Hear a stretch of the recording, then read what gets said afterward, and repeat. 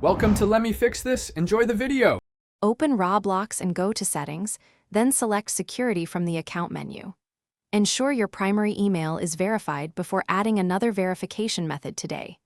If the email is not verified, open that email and click the verification link.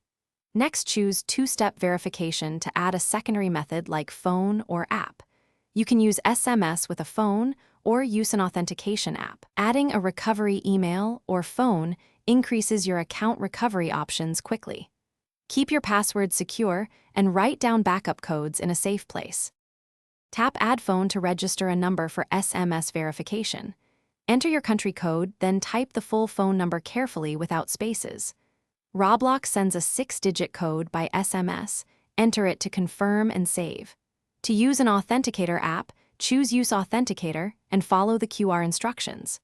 Open your authenticator and scan the QR code or copy the manual key. Then enter the 6-digit app code on Roblox to link the authentication method.